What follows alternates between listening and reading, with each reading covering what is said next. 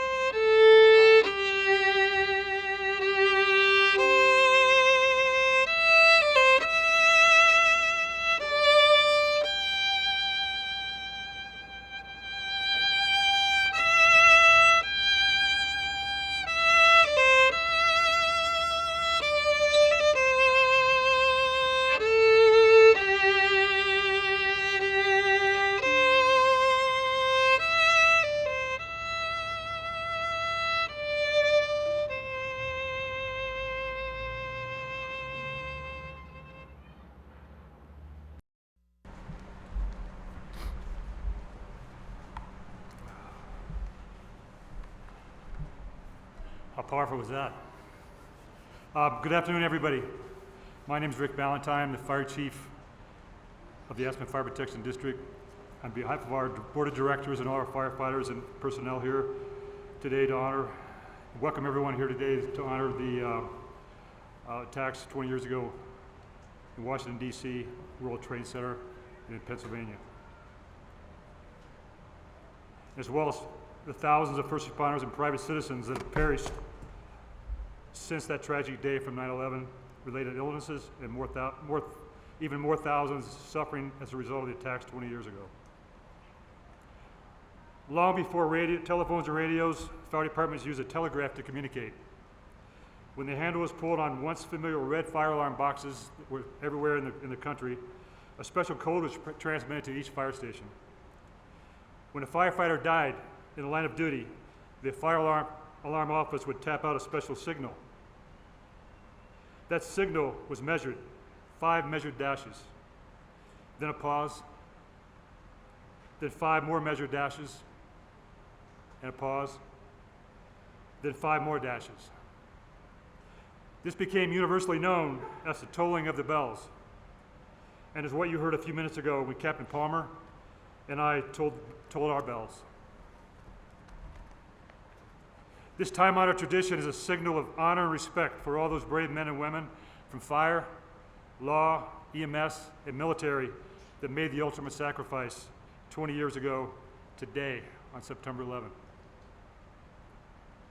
Included in the 2,977 victims of the attacks on 9/11 were 343 firefighters, including a chaplain and 2 paramedics, 72 police officers, including one in Flight 93, and 8 EMTs and paramedics from private EMS services in New York. And also 55 military personnel at the Pentagon. And don't forget, 1 bomb-sniffing dog named Sirius. The first recorded casualty of the New York City medical examiner on 9/11 was one of my heroes of 9/11. He was an FDNY chaplain, and his name was Reverend Michael Judge. Then 68, and wearing a white firefighter's helmet and black coat, he remained in the lobby and mezzanine of the Trade Center's North Tower praying for firefighters who rushed past them and up the stairs of the building to help rescue those remaining in the towers. And when the nearby South Tower collapsed, Judge was killed by the tsunami of rubble that came into the building. Many are now urging sainthood be bestowed on Chaplain Judge. I would urge everyone to look up his legacy, and you will see why he truly was a hero to many, and not just for what he did for the FDNY Fire Department. If I had a vote making him a saint, I certainly would. Sadly, a new report on U.S. military deaths contained a stark statistic. An estimated 7,057 service members have died during military operations since 9/11, while suicides among active duty personnel and veterans of those conflicts have reached 30,000. That's more than 4 times as many. These startling statistics regarding military and first responder suicides across the spectrum of emergency services agencies come to no surprise to many of us, including another one of my heroes, who also happens to be one of our AFD Honor Guard firefighters here today, and that is Aspen Fire Chaplain Roy Holloway. Can we give him a hand?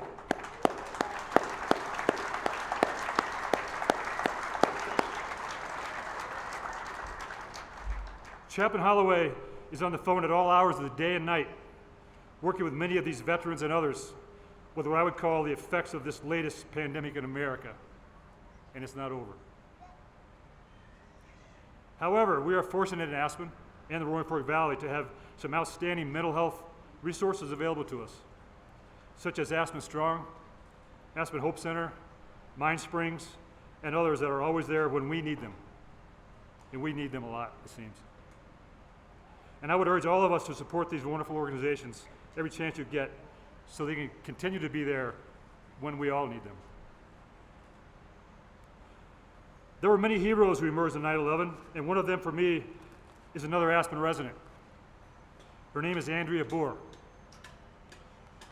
Andrea Bohr is a photojournalist and filmmaker who also responded to Ground Zero the day after 9/11 as part of FEMA's urban search and rescue teams. She spent the next 10 weeks and had unlimited 24-hour access to the site documenting the search for survivors and what shifted to a rescue recovery. All these striking photographs you see on display here today are only a few of the many thousands that she took while she was on the pile. Thank you, Andrea, for risking your life and your health to document and record forever this horrific time in American history for the rest of humanity. Thank you.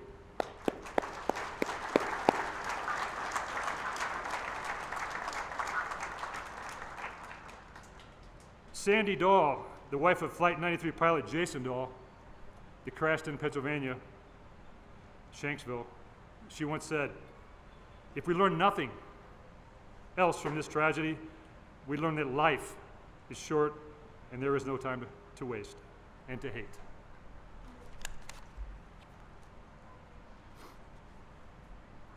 I'd like to welcome to the stage now Father Derek Lear from St. Mary's and Rabbi Itzhak Vardi, please.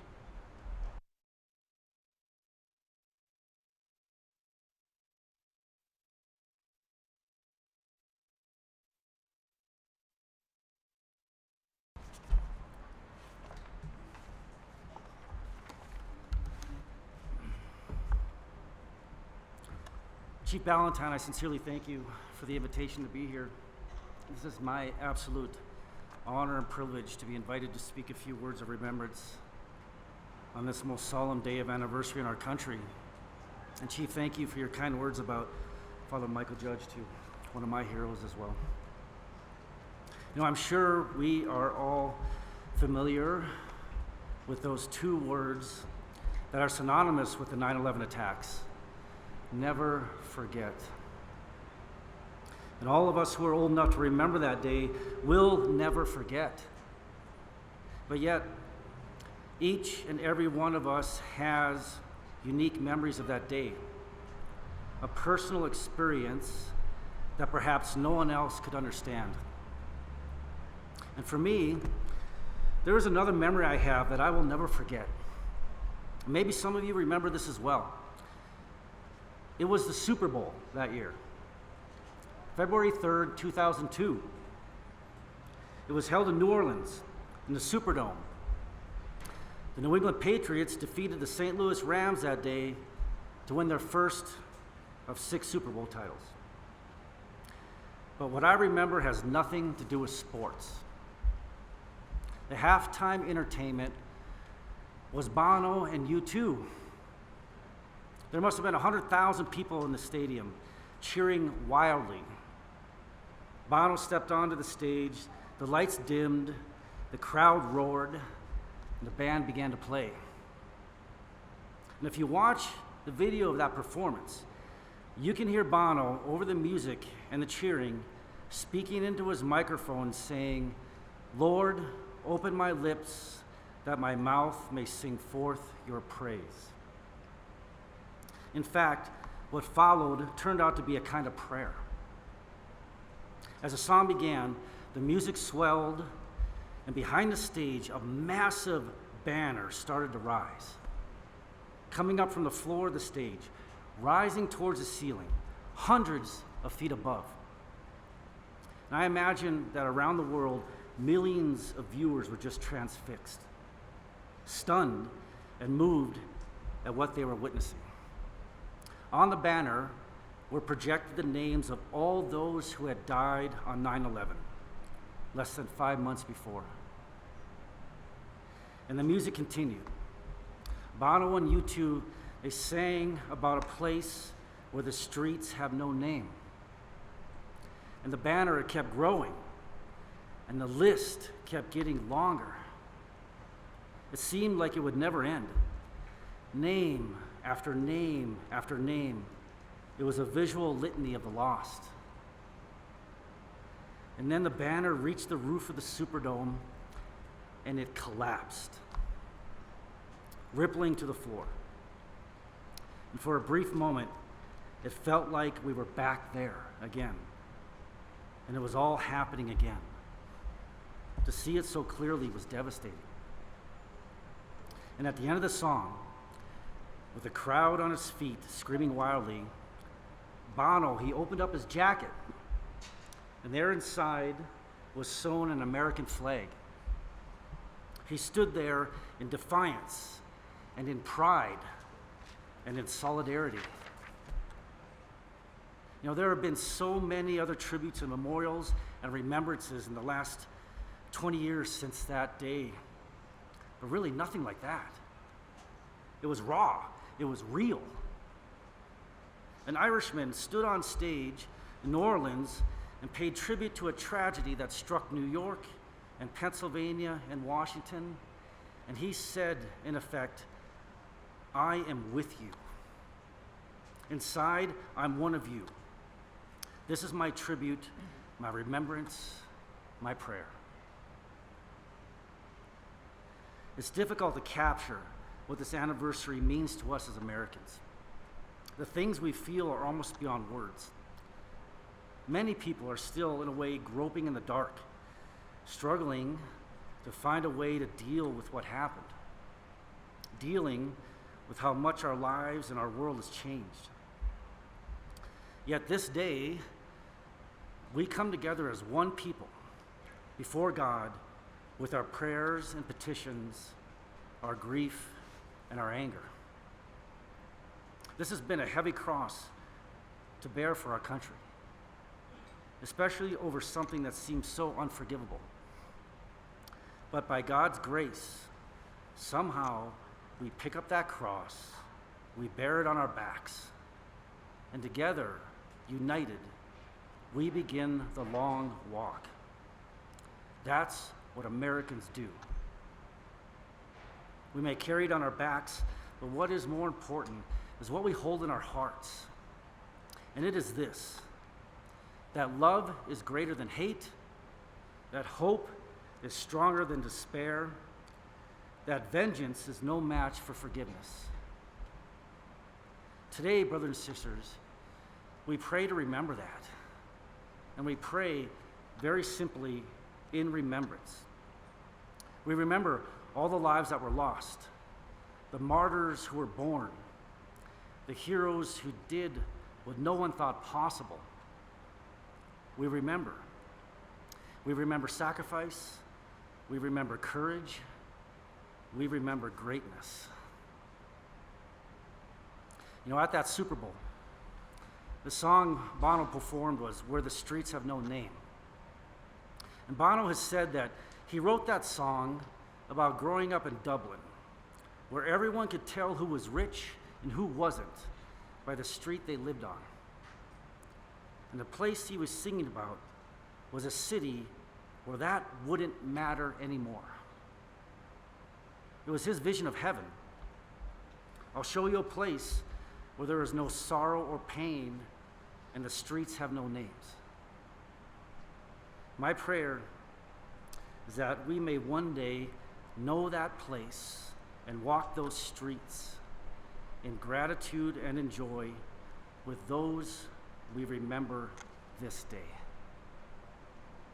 Eternal rest grant unto them, O Lord, and let perpetual light shine upon them. May their souls and the souls of all the faithful departed, through the mercy of God, rest in peace. Amen.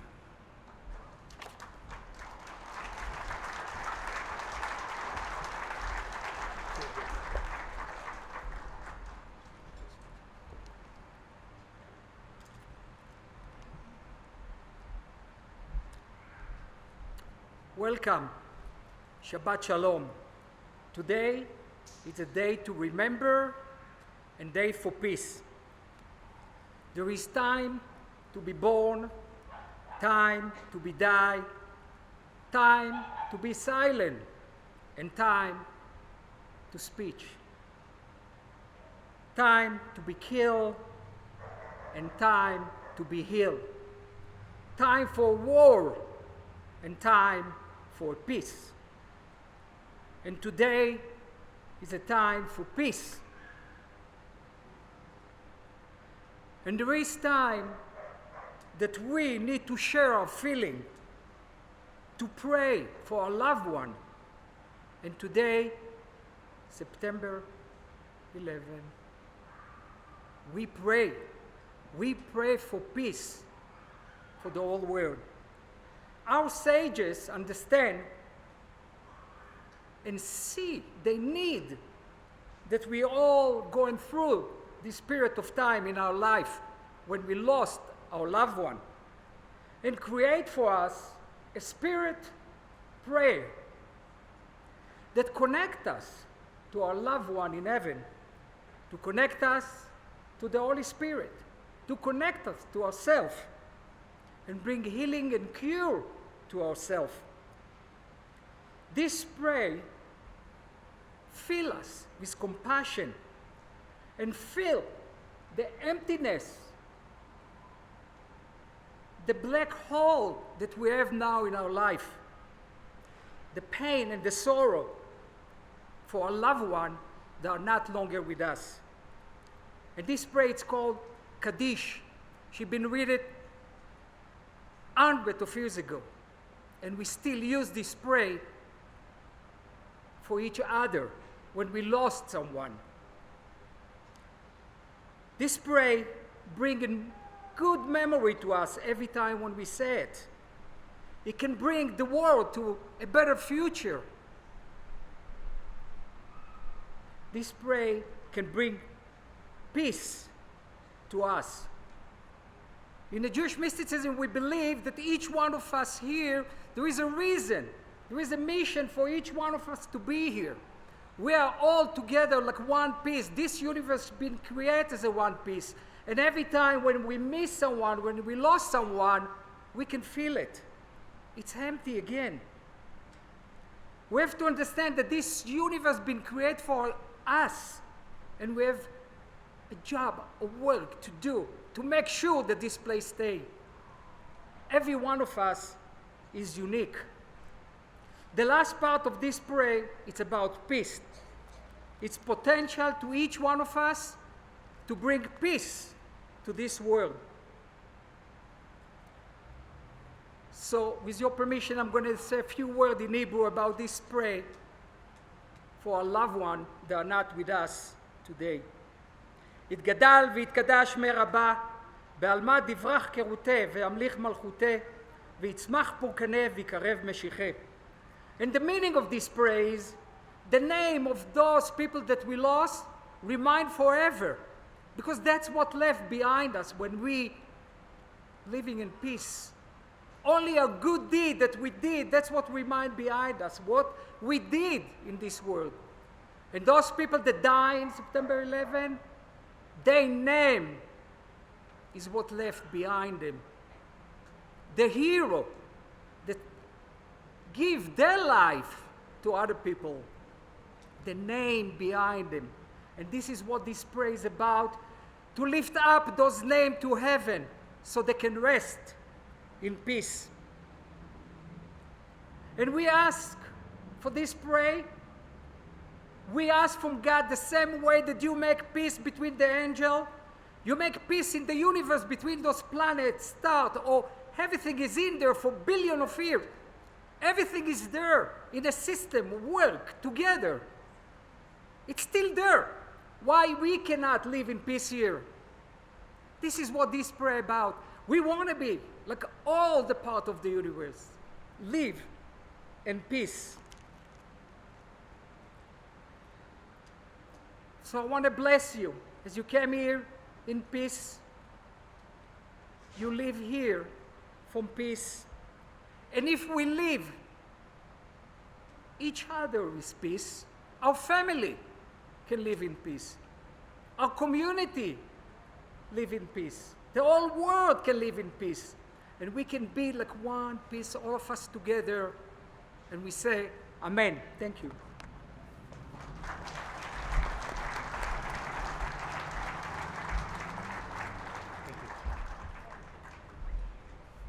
Thank you, Father. Thank you, Rabbi. That was incredible. Next, I'd like to invite up to the stage another longtime local here in Aspen, Dick Butera, who also spoke at our 10-year anniversary, asked if he could come back, and I said absolutely. Well, I think I called him first, but Mr. Butera, would you come up, please?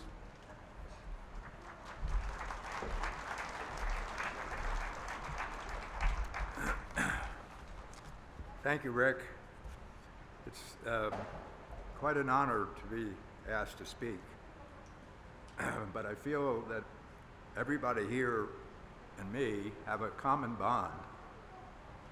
We remember. And today, I'm going to tell my 9/11 story, which I've never told publicly. I didn't think it was going to take 20 years to be able to do this. But I can tell my story because it's not about me. My story's about them.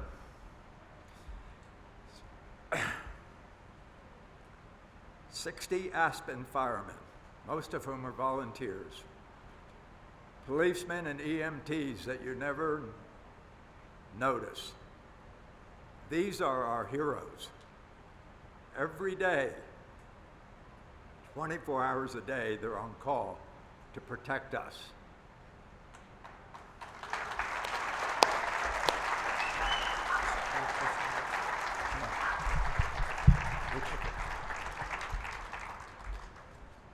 So my story started in 1985. I was at the Jerome Bar, and a friend of mine, the building was boarded up and condemned and going to be torn down, and a friend of mine had a beer with me and said, "You have to do something about this." And I said, "What?" And he said, "You've got to fix this." And I said, "I don't think I'm crazy enough or rich enough to try," but we did. And we bought the Jerome and we proceeded to restore it. 30 years later, I get a phone call from a friend in New York who said, "Please come and I want to show you a historic building that needs to be restored." So I went to New York, and it was on Wall Street, and it was the original New York Stock Exchange. And he said, "You've got to do something about this." It was boarded up. And the definition of insanity is I said yes. So we restored the original stock exchange, and in 22 months, we opened the Regent Wall Street Hotel. So I had a meeting at my hotel at 8:30 on 9/11/2001 on the terrace of our dining room outside, and we noticed some things in the air, and I said to the waiter, "Is there a ticker tape parade today?" And he said, "No, I don't know what this is. I'll check." And he came back from the kitchen and said, "A plane hit the World Trade Center." I said, "What?" But we assumed it was a private plane and not such a big deal, maybe. 15 minutes later, we heard a loud noise, and the stuff in the air got heavier, and the waiter came running out, and he said, "Mr. Butera, another plane hit the other World Trade Center." So I said to my friend Matthew, I'm having breakfast with, "Let's go look at it. Let's go see what happened." So we were running down Liberty Street, and halfway down, my friend Matthew said, there were thousands of people coming this way at us, "I don't like this. I'm going back." Well, my famous quote was, "Come on, Matthew, it's not going to fall down." Yeah. So I arrived at the two towers, standing underneath them and looking up to a sight that was truly unbelievable. I mean, I don't have enough adjectives or words to explain to you what was happening, because no one ever has tried to explain. Bodies flying out of the buildings, both buildings screaming flames at both sides, sirens as loud as you could hear from all directions, policemen risking their lives, running toward the buildings, firemen pulling up and running toward the buildings in a total chaos. That sight, of course, sticks with me the rest of my life. So I was frozen, and these two policemen came running at me, screaming at the top of their lungs, "Get out of here." And by the tone of their voice, I knew I was in trouble. So I turned around and started to run back to the hotel, setting a speed record for a 65-year-old. When I walked in, the hotel was empty. No guests, no employees. So I ran up to my room, and I didn't still know what happened. I only knew that this fire and bodies and all this had happened, but I had no idea what it was. I opened the door on the terrace of my room and looked toward the stock exchange, and a 15-story thick black cloud was coming right toward us. So not knowing, the only thing I could think of was to call my kids and say goodbye.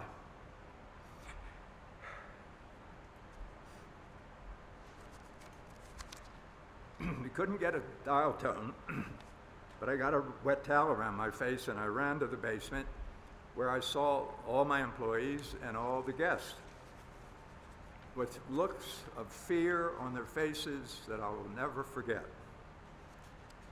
Two things happened then.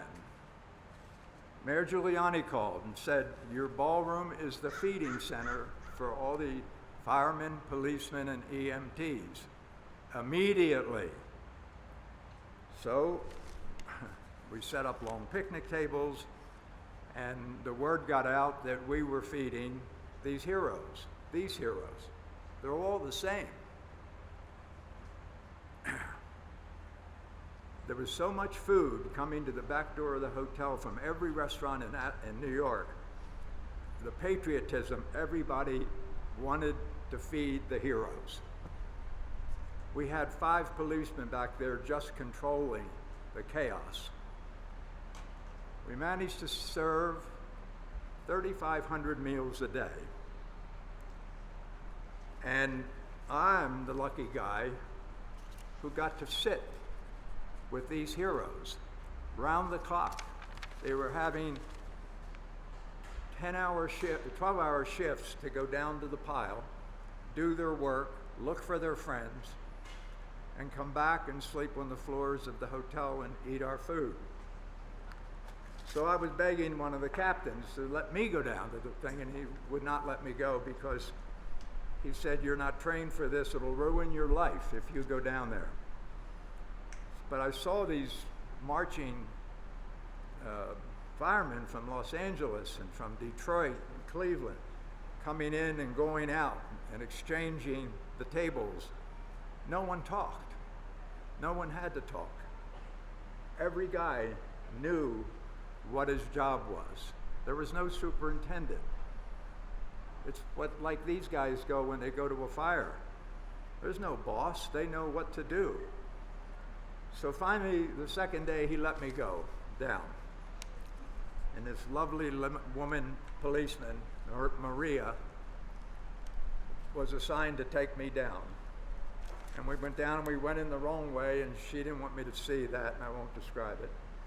So we came in over here, and I'm standing there looking at these 1,000 men, axes, picks, and shovels, digging, and no one talking. Everybody looking for their brothers. So I had an emotion come over me where I felt like I wanted to kill. I wanted to kill those Saudi Arabian pilots. I never killed a bird. And I wanted to run on up on the pile out of control, basically insane. And Maria pulled me and held me, and I felt her bulletproof vest. And I said, Maria, why are you wearing this bulletproof vest? She said, Dick, I was on duty in the Bronx. A van came by, they threw me in the back of the van with 5 other cops, and we went 100 miles an hour up the West Side Highway. We had to park a few blocks away. The guys, because they ran so fast, got in that building. I didn't make it inside the building. She said, that's the difference between me and the firemen of New York City and normal people like you. We see a fire, we run to the fire. You see a fire, as all the other normal people do, you run from the fire. She said, Dick, I sleep on your floors, I eat your food, and I'm not going home till I find my 5 brothers.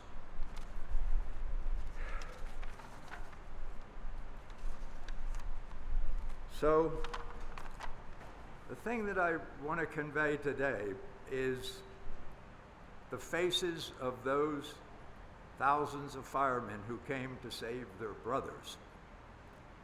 I sat with them and looked in the eye. They look just like these guys. These guys look exactly the same. There's a different look to a hero who mostly are volunteers. If you remember the picture of those 13 beautiful Marines that got killed in Afghanistan, their faces were the same. They volunteered to put their life on the line.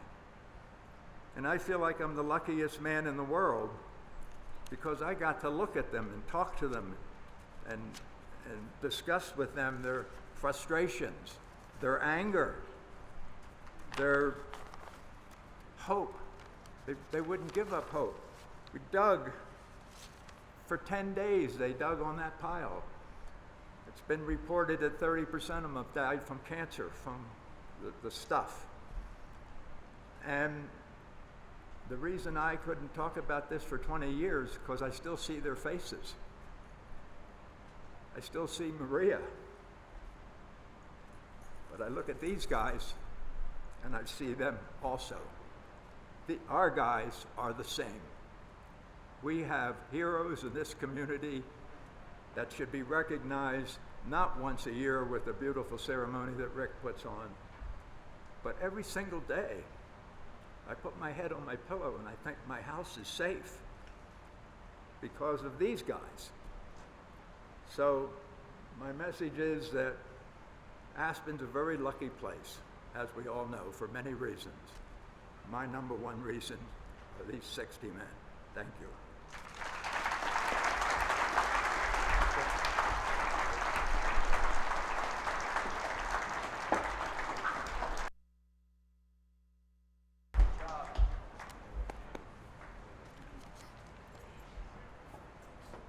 Right now, I'd like to introduce another one of my heroes, and I think everyone in this street's hero, Lieutenant Colonel Dick Merritt, U.S. Marine Corps.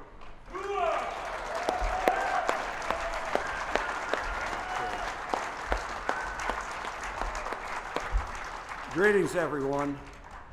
It's great to be with you again.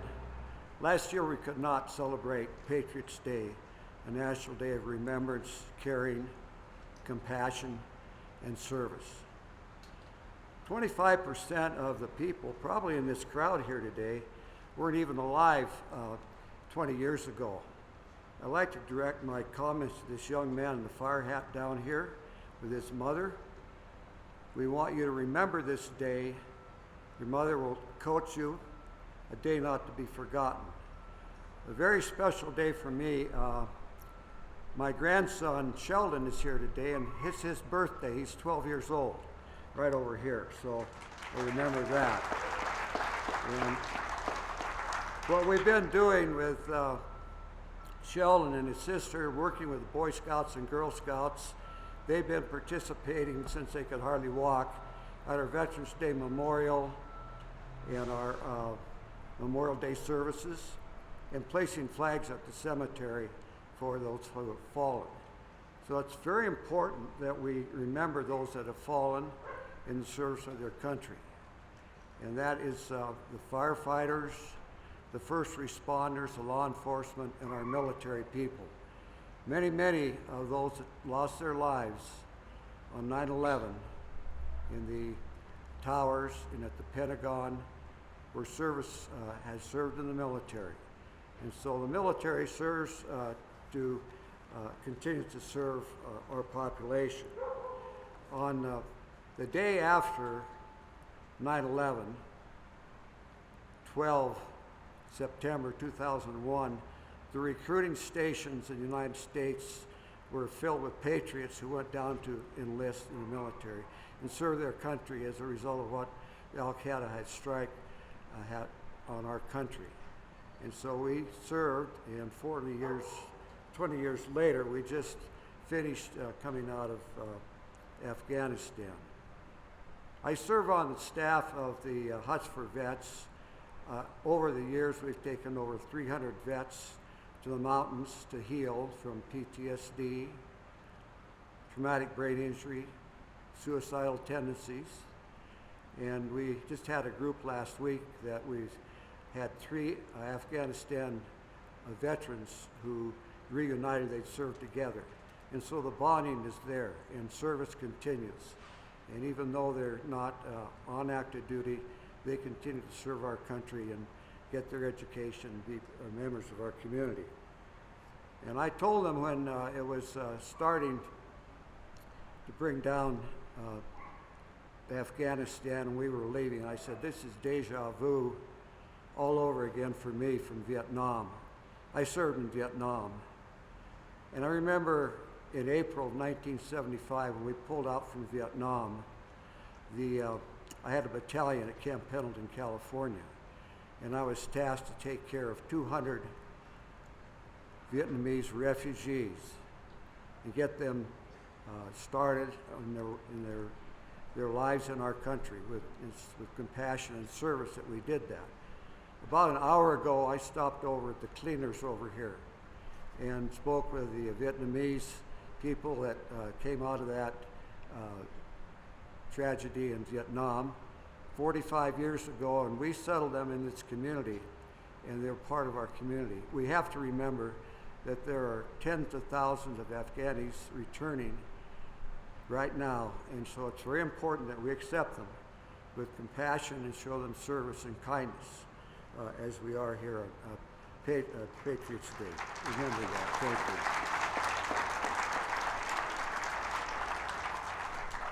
I would like to mention our military. Obviously I did 26 years in service, and that's been the major part of my life. On the 30th of August at the Kabul airport, there were 169 Afghani civilians killed, along with 13 military. Among that military were an Army sergeant, a Navy corpsman, 11 Marines, of which 2 of those Marines were women.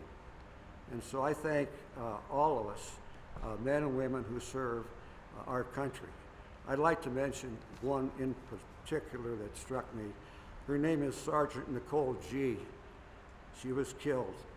She's 23 years old. She's from Riverside, California. You may have seen her holding a baby at Kabul airport a few days before she was killed. And she said to her friends and on the email, I love my job. And that's what the military do. That's what our firemen do, our law enforcement, our first responders, service. And her friends mentioned that she was a Marine's Marine, saying a lot. She loved life fiercely.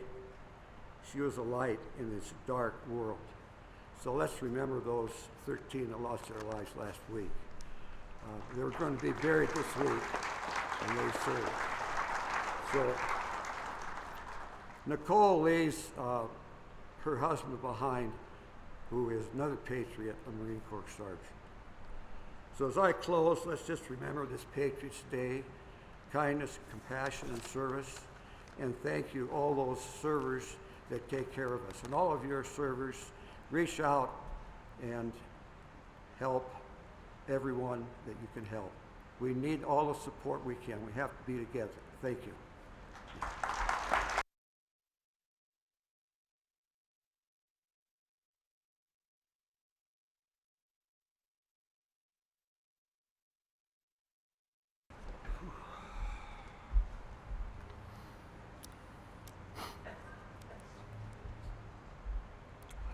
Thank you, Colonel Merritt, for being here on behalf of the military. I'd like to call to the stage now representatives of the Police Department, Law, EMS, and Fire. Assistant Chief Bill Lynn, APD.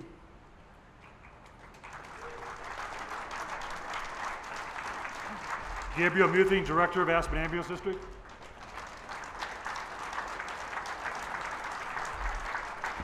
And Deputy Chief Jake Anderson, Aspen Fire Department.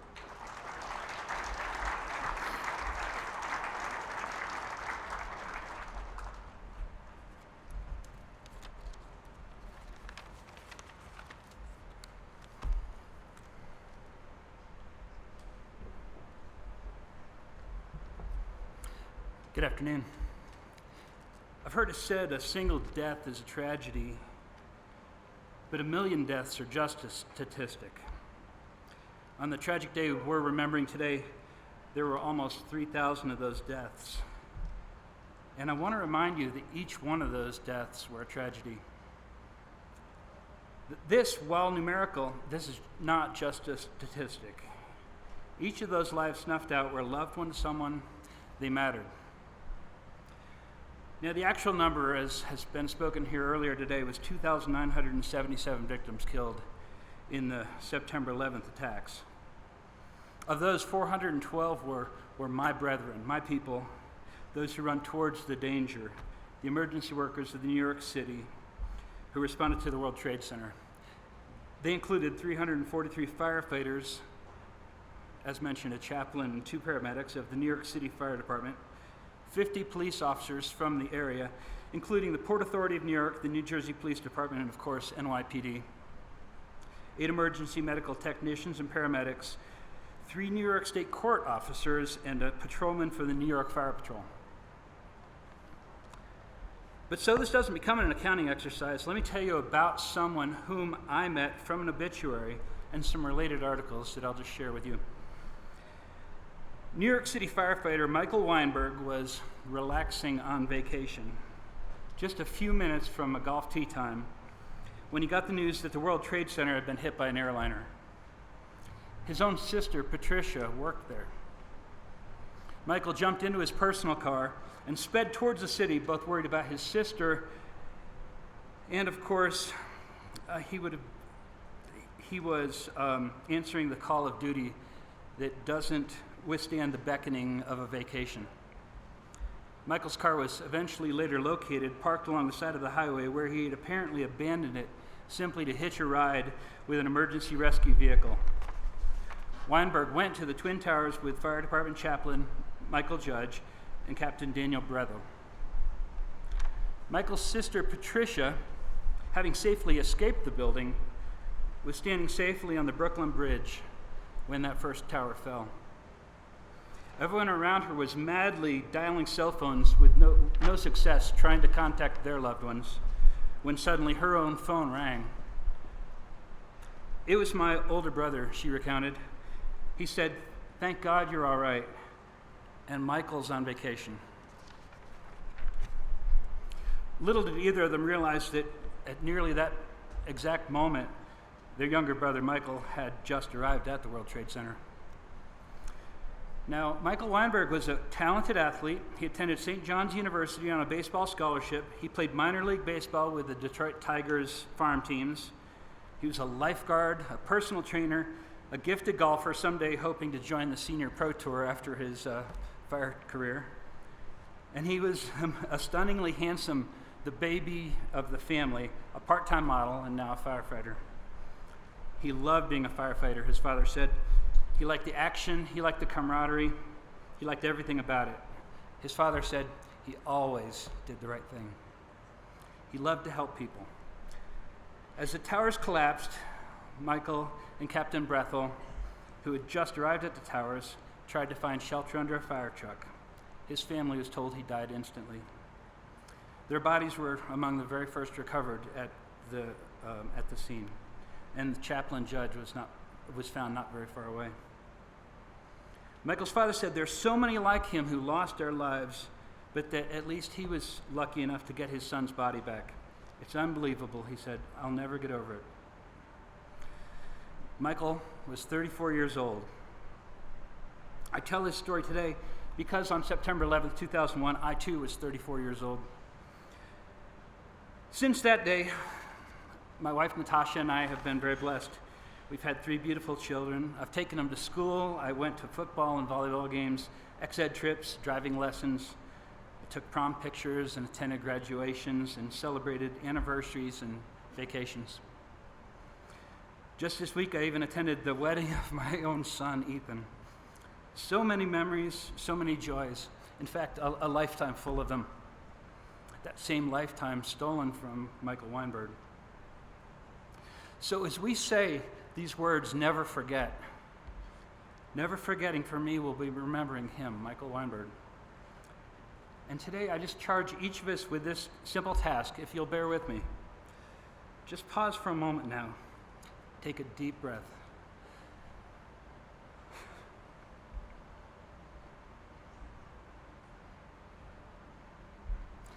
Recall that beauty of the past 20 years and appreciate that life that you've gotten for those 2,977 Michael Weinbergs who didn't. Thank you.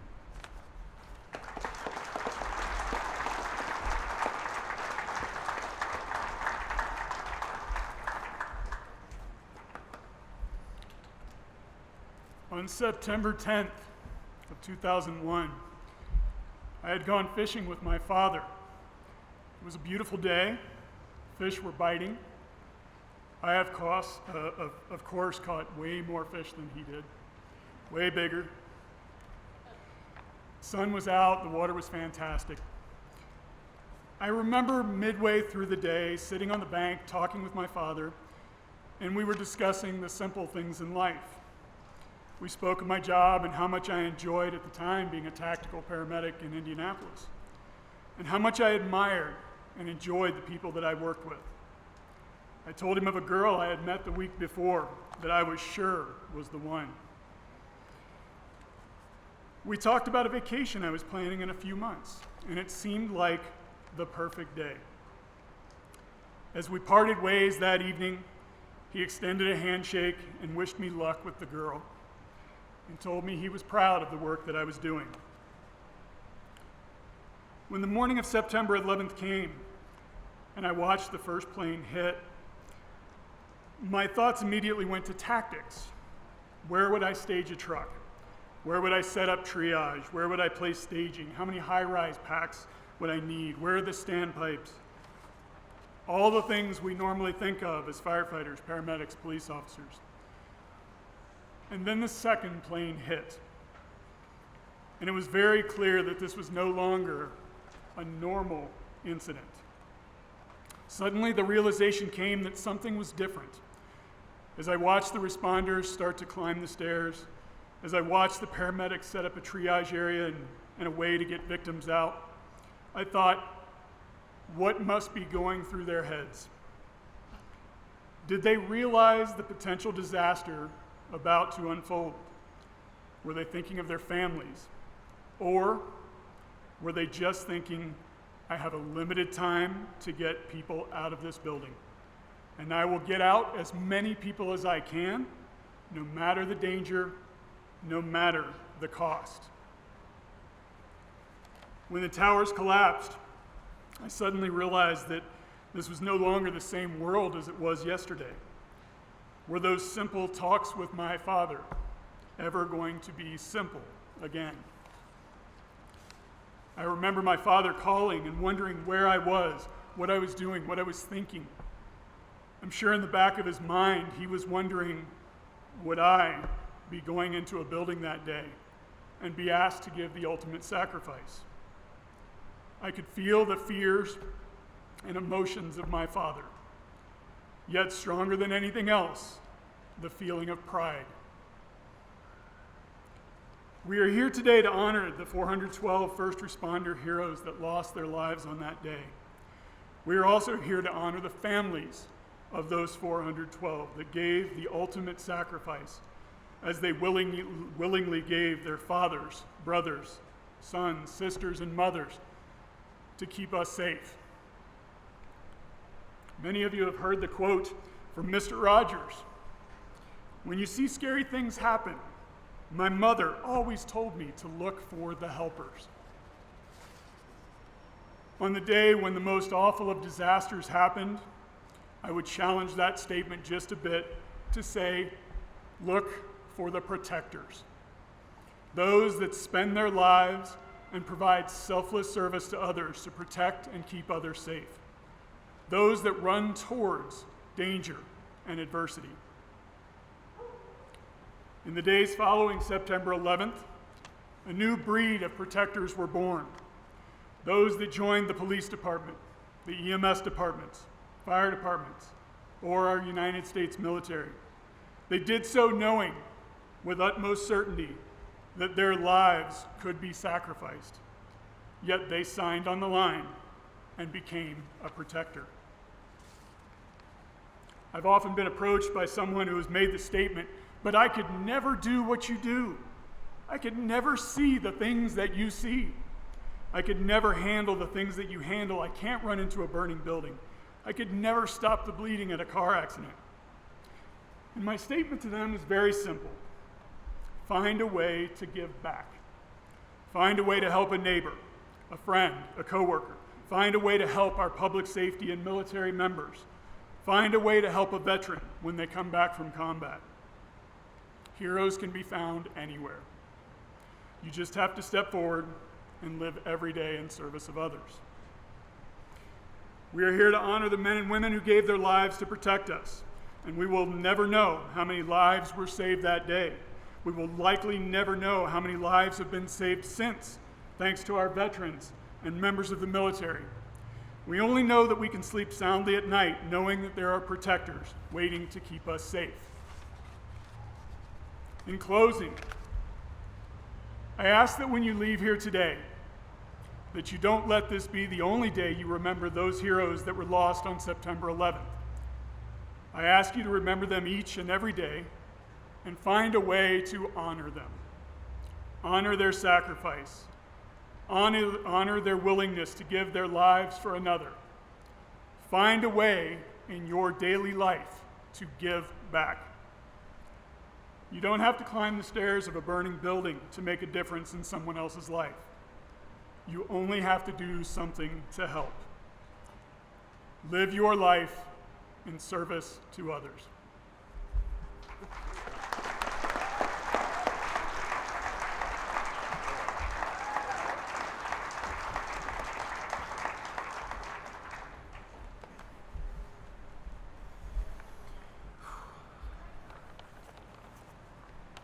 You know, I swear we didn't speak with each other as we wrote these. But I will admit, I'm stricken by how similar what I have written is to what everyone else has said. You know, I've been racking my brain about what I was going to say the other day since I read Carolyn's article in the Aspen Times and realized that I would be speaking this morning. So thanks for the heads up, Chief.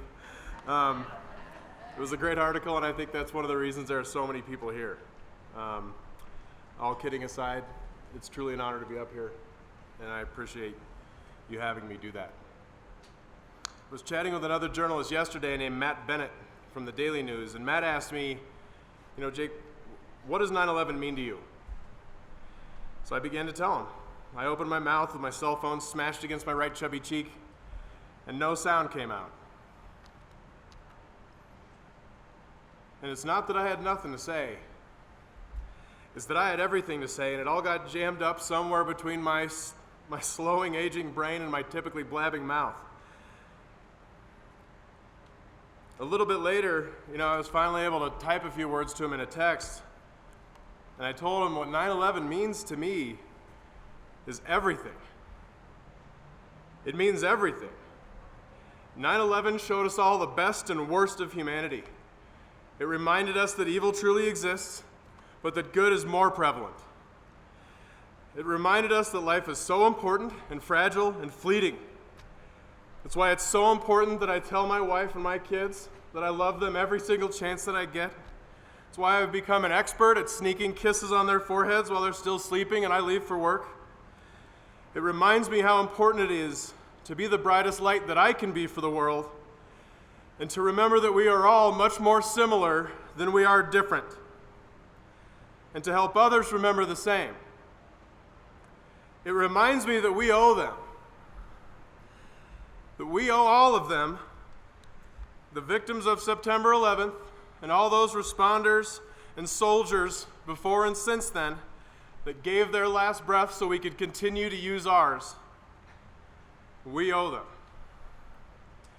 The best way to honor those who have died is to live your life well, to take their ultimate service and sacrifice and continue it through your own service and sacrifice to each other every day. Take a minute to show love to a stranger. Hold a door. Let someone in at the S-curves, or give up your spot in line at Big Rap. Every act of kindness brings us closer and shines just a little sliver of light in a world that can often be more dark to many than it looks. Honor the bravery of that day, honor the deeds of that day, and honor the sacrifice of that day. Aspen Volunteer Fire Department was founded 140 years ago. Last year, we became our first year as a combination fire department, meaning we have career and volunteer members. You might wonder why volunteer is such an important word to those of us in the fire service. I can't speak for everyone, but for me, it's important because the men and women of this fire department and what others do is amazing. And yes, I'm talking about you. I'm talking about Roya, I'm talking about David, I'm talking about Scott, Fabi, all of you. Jesse, Nick, Ryan,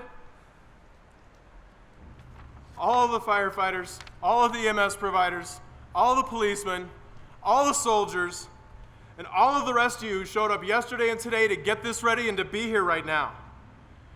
And I know as I'm saying this, all of you are thinking, this isn't about me. I don't want your credit. Knock it off. And I disagree. You have seen what happens with your own eyes.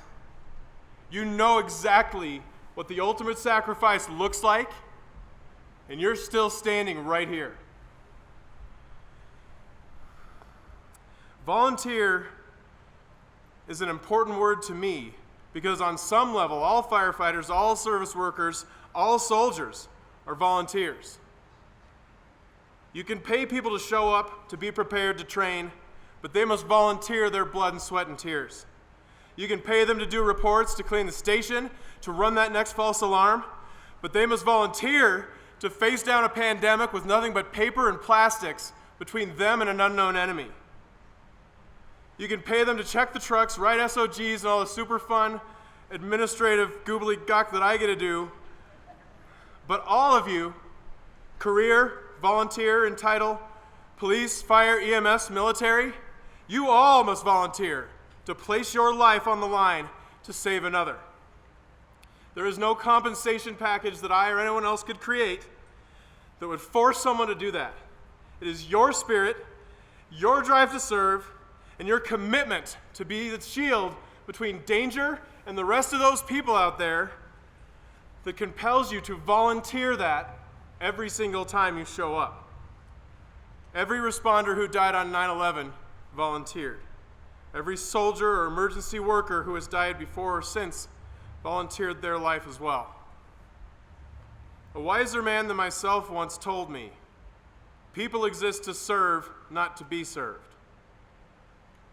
It's a lesson that Captain Dan Palmer learned from his father, and it's one that I will strive to pass on to my son and daughter through my deeds much more than my words. But it is my words today that I use to ask you to move forward in service to your brothers and sisters, in service to humanity. Go live your best life. Give your best self. Love with your whole heart. Listen to those that don't agree with you. Remember that you're more similar than different, and then just love them just the same. Countless others gave everything they had to give us this beautiful day. So go shine as much light as you can into the world. Make it even brighter outside today than it is right now, and let's move forward in unity. Now get out there and love each other, damn it, because they deserve it.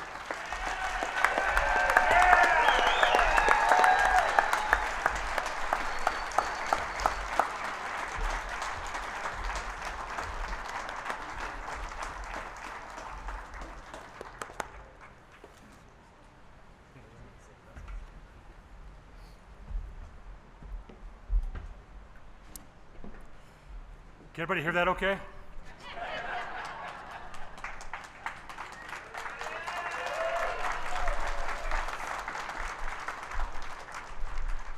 Oh, what a beautiful day. Just a couple closing statements and we'll move on to lunch hopefully. Around the flagpole and the bell over there, the World Trade Center steel girder that was retrieved and engraved to depict the location of the planes and the impacts on World Trade Centers was given to us and delivered by our FDNY brothers and presented to us after 9/11. There are also hundreds of flowers, most of the photos and names of the firefighters, law enforcement, EMTs, and military members that died in 9/11. They're stapled, attached to the flowers. I would like to invite everyone to please take one with you, but we would ask one favor. Please speak the name on the flower out loud, because as once stated, a man can never die as long as someone speaks his name. So feel free to take one when we're done. I would also like to thank our partner agencies and others that helped us put together today's 9/11 Remembrance, which are listed in the back of your program. If you don't have one, there's plenty more up here. But I would like to especially call out 3 individuals who went way above and beyond helping us with today's events. One is George Dale.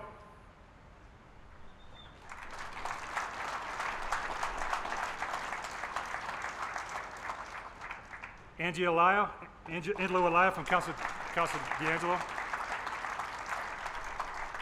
And Stefan DeBetz from Elevated Returns. Thank you guys very much. I didn't ask anybody here for anything. Everybody just volunteered in the spirit of Deputy Chief Anderson. They volunteered their time. They volunteered their resources. They volunteered to do what they wanted to do, including all the other people on there from all the other agencies and stores and pieces and people in town. And thank you all again for being here. And I'll end with one last quote from President Obama from the 10th anniversary of 9/11 attacks. Even the smallest act of service, the simplest act of kindness, is a way to honor those we lost, a way to reclaim that spirit of unity that followed 9/11.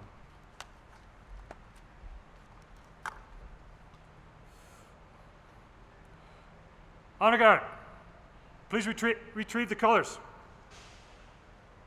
All uniformed personnel, head. Oh, ah.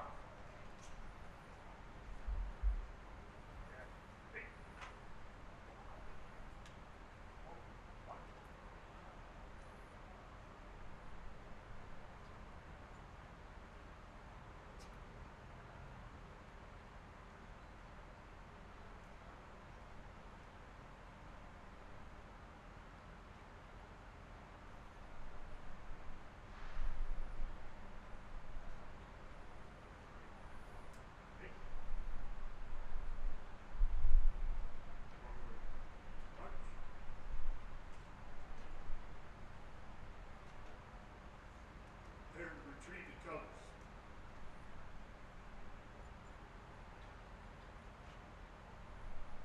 Where to retreat? Retreat.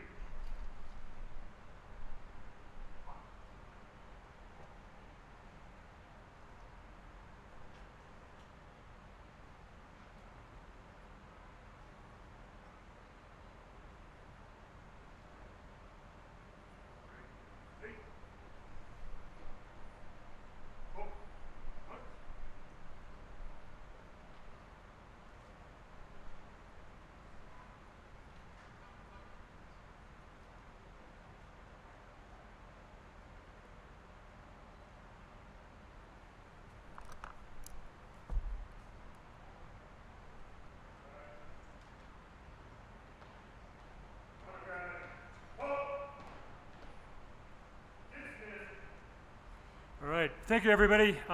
Thanks for being here. I think there's still some tickets left for Casa D'Angelo's charity lunch we're doing for Axes and Arms and Huts for Vets. If you want to go, they're right around the corner. Thank you.